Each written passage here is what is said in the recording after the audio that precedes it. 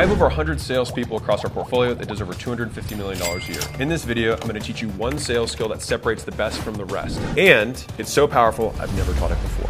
And so I'm going to cover the 3A framework of reframing, which is the skill I'm going to teach you, and the 5 rules for using it ethically. So what's reframing? Reframing is the 1 to 3 sentences that you say after a prospect says anything but yes, that increases the likelihood that whatever your next thing you say gets them to buy. So here's how a reframe might sound. Someone might say, hey, how many certifications do your trainers have? Now, this is a trap question because it's basically a blind question where whatever you say in response, the prospect gets to be the judge of whether or not they accept that, and then they choose to buy or not. And you don't know what the right answer is. And so rather than answer the question, you ask a question about the question. And so you'd say something like, well, which certifications are you looking for specifically? The next version of this might be someone says, how many questions I'm going to be able to ask via email in support? Now, whatever number you give, they might say, oh, that's not enough, or that's too many, or whatever it is. And then they say, no, for that reason, I don't want to buy. So instead, you might say, well, why do you want to ask additional questions? How many questions do you want to ask? Is there a purpose that you're trying to solve with this? Like, what are you most afraid of? See, that was like 2 or 3 questions in a row that can reframe without answering the question they gave me. And one of the biggest lessons that I teach in sales is the person asking the questions is the one who's in control. And so you've ever seen the Hollywood movies where they're like, I'm the one asking the questions here. It's because the person who asks the questions is the one who's in control of the conversation. As soon as they start asking the questions, you're on defense, which is not where you want to be. And the reframing process I'm about to show you has sold things as low as $100 all the way up to $1 million plus service packages. And it's sold them in person, on the phone, via Zoom, from stage, wherever which way you can imagine. This works. So in a second, I'm going to give you the 3 A's framework and 5 rules for using it because this is unbelievably powerful, and used the right way, it helps lots of people make good decisions. Used the wrong way, you become a very bad person and give a bad reputation for sales. So the reason I started thinking about this was I was writing and reviewing our closing manual for our closers. And I had this little piece right before all the closes that says, hey, by the way, make sure that you reframe the question before you enter into the close. But the thing is I realized as I was walking through the sales floor the other day, I heard someone just immediately fire back an obstacle overcome, and it seemed very combative. And I was like, they're not getting the reframe part. And I realized that little reframe, little bubble, was one of, if not the most important part of handling sales. And so if you think about what the most productive salespeople do, the people who close the highest percentage of sales, what do? They ask for the sale more times than anyone else. Now here's the problem with that, is that if you ask more times than anyone else the wrong way, you'll get prospects to hate you. And if prospects hate you, they won't buy from you. And so the idea is we want to be able to ask for the sale as many times as possible, which means the way that we ask for the sale or how we frame our ask should not decrease rapport with the customer. And so the idea is we want to continue to maintain rapport the entire time so that we can then ask as many times as we darn well please. So here's the 3A framework that I teach. The first A is acknowledge, all right? This is where you build rapport with the prospect version 1, all right? And the way that we do that is by saying what they said back to us. Now, there's a couple benefits from this. One is when you say it back to them, they think that you're actively listening, which of course you should. But the other part of it is that it buys you time to think about what you're going to say next. And so it gives you a little bit of space to process before you give your overcome or your handling of whatever their objection is. The second piece, and this is part of why this seems more natural with the most professional guys, is that this is the really sexy part. You associate.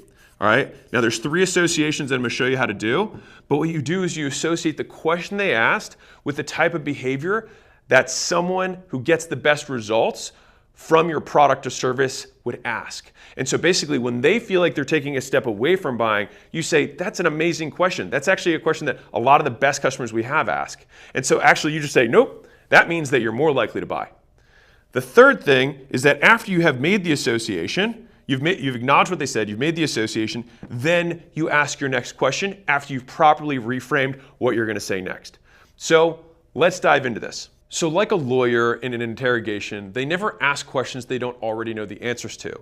And you as a salesperson want to only ask questions that you know the answers to. And if you are ever going to answer questions, you want to know that you have the right answer before you respond. And so when we do the acknowledgement, let's walk through the example I had earlier. So they say, well, what kind of certifications do your trainers have? And I say, so you're curious about what our certifications are. It's a great question. It actually shows that you're a really rational person and you're making a serious decision here, which is amazing.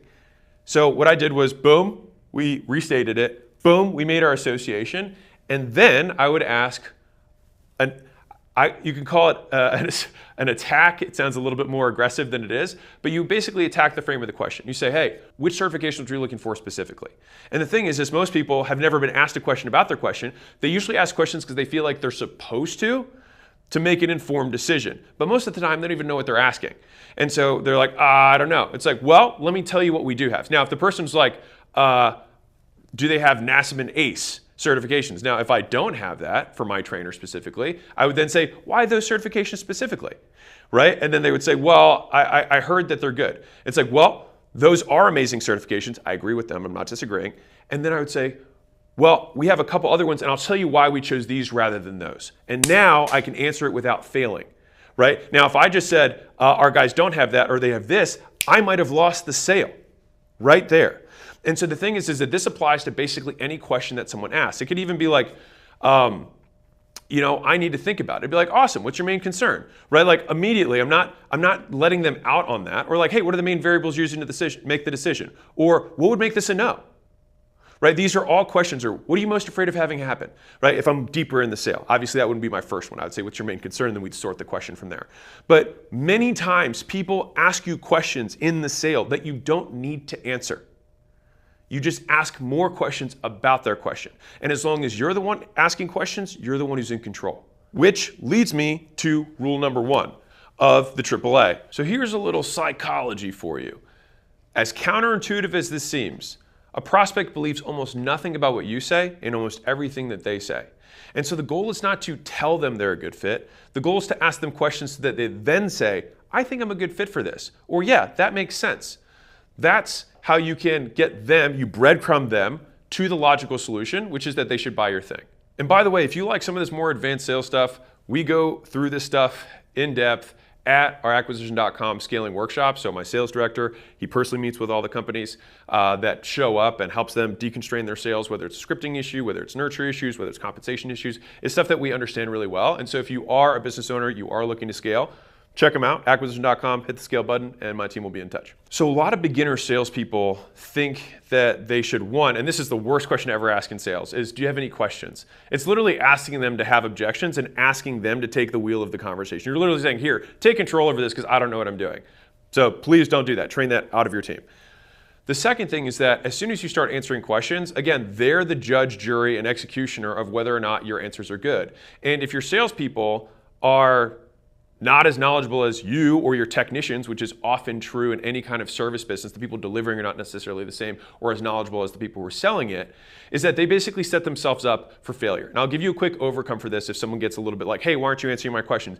You say, listen, it would be like you asking the secretary about how your heart surgery is going to be with the surgeon. You're going to want to talk to the surgeon. And I'll give you a different one. I call this the mechanic version, which is, hey, you're asking me what's wrong with your car, and it would be unethical for me to answer it without looking under the hood first. And so we can give you much better answers on the inside once we've started working with your business or with your whatever, right? With your body. It doesn't really matter, right? But you can use that analogy to kind of get around it. And then I say this, and this seals it. And if anyone, this is how I say it, and if anyone does give you an answer on the first call without already having looked under the hood, after already giving you a physical or doing an assessment, run the other way because it means they're just trying to tell you whatever they can to get you to buy.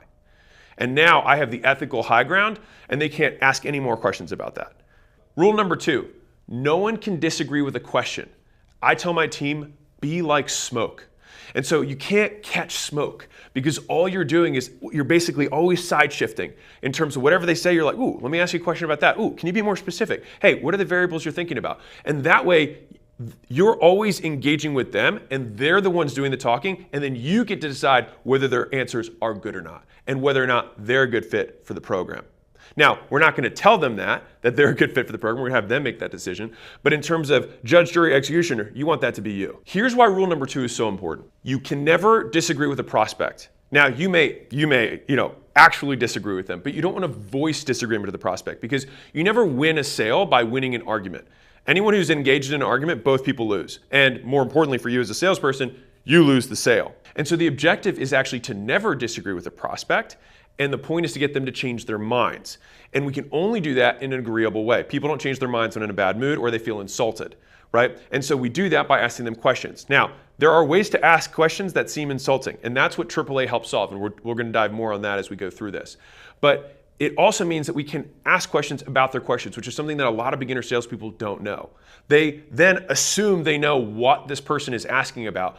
And so they have this really vague question, and then they try and come up with the quote right answer, and they fail every time. And by the way, this is just the ultra mega hack, is that if you don't know how to answer the question, you can always ask more questions about their question. So let me show you how this sounds in reality.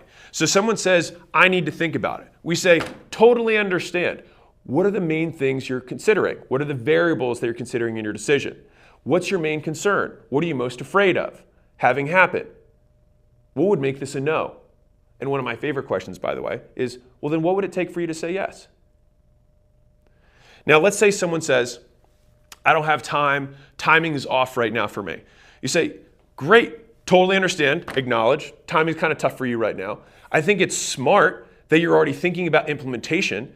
Our biggest success stories are actually people who think through the process the same way you are right now. So what would make it a good time? And so as you work through this, these two give you the space, make the positive association. They take a step back. You say, I feel you, I totally understand. Now they're back to neutral. And then you associate with the thing that's closer to the sale, and then you move the conversation forward with the ask. So let's do another one. Someone says, I need to talk to my spouse. You say, totally understand. I think it's really sensible that you'd want to talk to your spouse, and super fair. Just so I understand, out of curiosity, what parts do you think, now I'm here, what parts do you think they wouldn't like? What parts do you think they would disagree with? And so we've now moved from I have to talk to my partner to now we're back in the sale talking about the specific things. And once we get the prospect to name those things, then we can attack those, right? We're still in the sale. So let's say someone says, I hate this particular feature. You say, totally get it. I hate them all too. Just kidding. Let me just ask you a real question.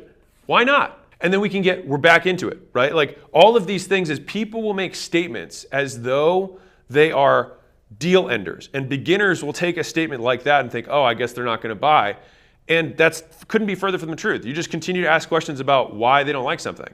And by continuing to ask questions about their questions, you can stay in it and keep asking, because that's the point. The best closers make the most asks, which leads me to rule number 3, which is tell them what their question means. So this is a zoom in on associate. If you're a salesperson with at least 2 years of experience and you're enjoying this stuff, this is like just the surface of the type of stuff that we train our teams on.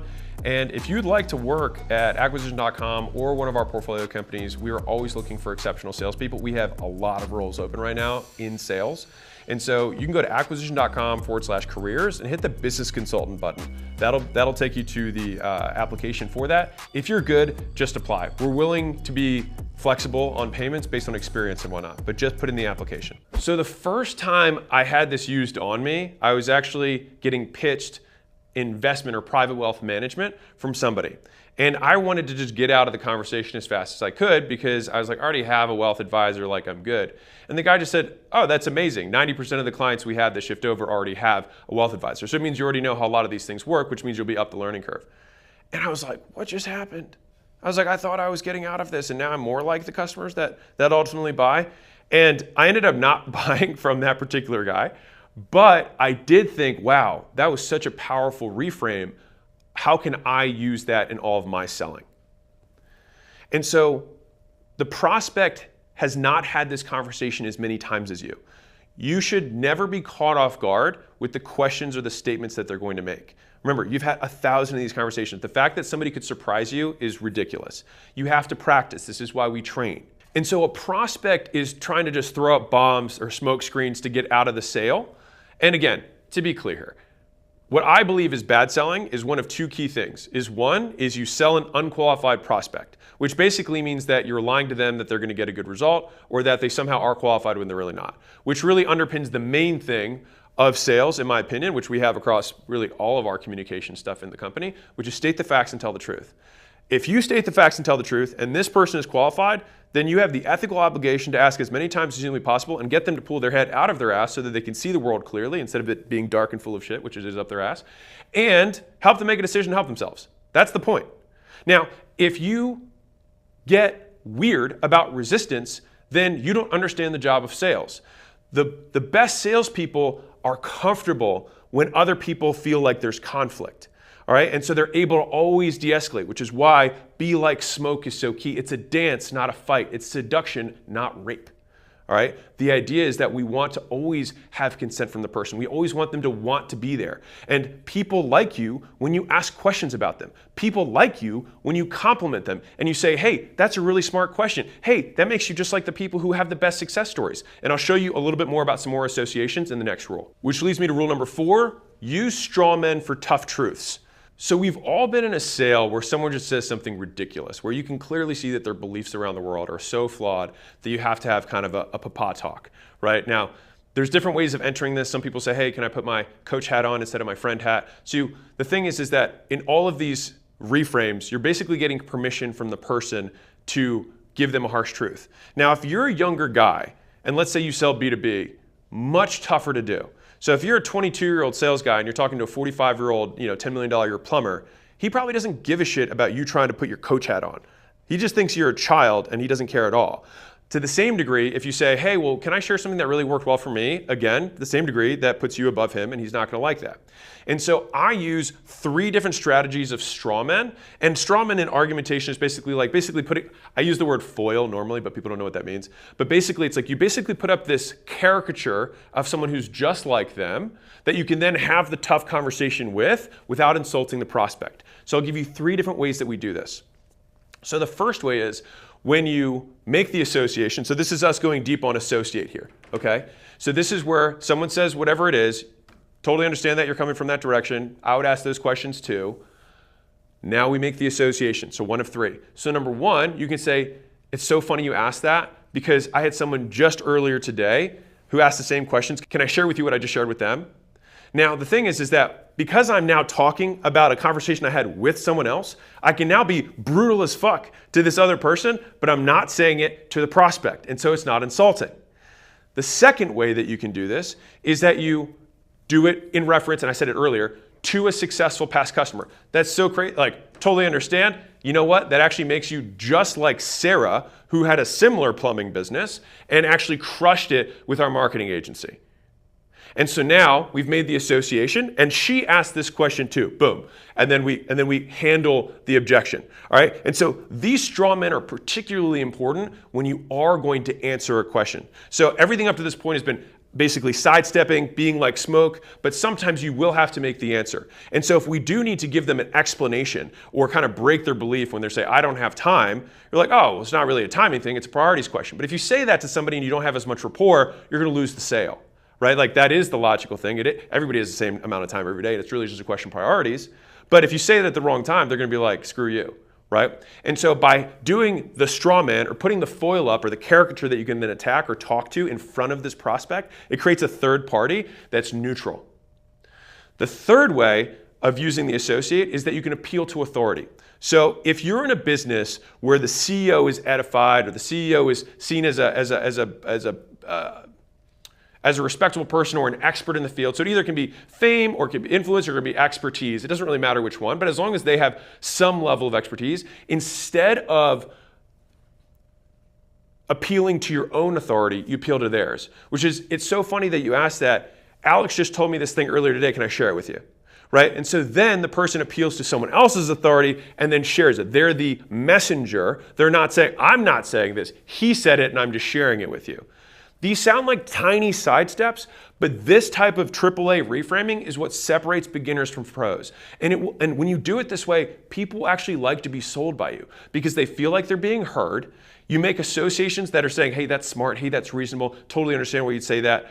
These are all things, that's a rational decision. Hey, I think that's a fair point. Those are all things that someone wants to hear. They're like, hey, he's listening. He thinks I'm intelligent or I'm rational or he's not discarding my decision. Everybody wants to be validated.